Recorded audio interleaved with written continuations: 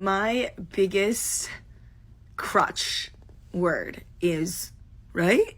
I do that a lot during presentations, and it's a habit that I want to stop.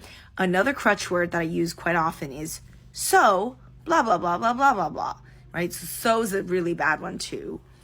But before that, when I was like 23 and just starting my sales job as a recruiter, I really struggled with just like the most basic of crutch words and filler words like, and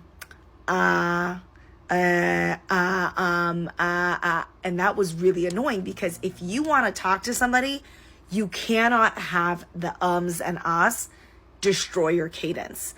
And so to sound more adultish, since I was still 23 at the time selling to like executives, I had to make sure that I was going to limit my usage of these filler words and crutch words.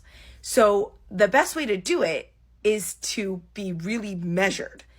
And I'm doing it right now, being hyper measured, really thinking through each word I'm saying. And even though to me, that sounds like a very slow speaking cadence, to the listener, it still sounds normal.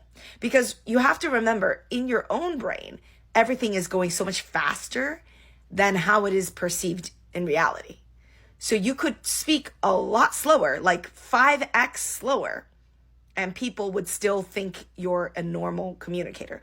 Like I can speak 5 times faster than what I just did right there. And that's how my brain works. And that's how fast my brain thinks, which is why when I am converting it to speech, I might do like ums and ahs and mums and ahs because I'm thinking so fast that I'm speaking so fast.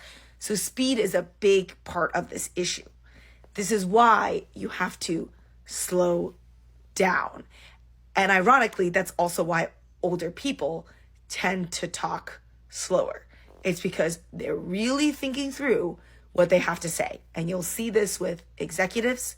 You'll see this especially with politicians during very intense debates. They're not going to rush. They're not going to speak too fast because they have to control what they say. And they're thinking in real time, how is this going to be perceived? How is this going to be perceived?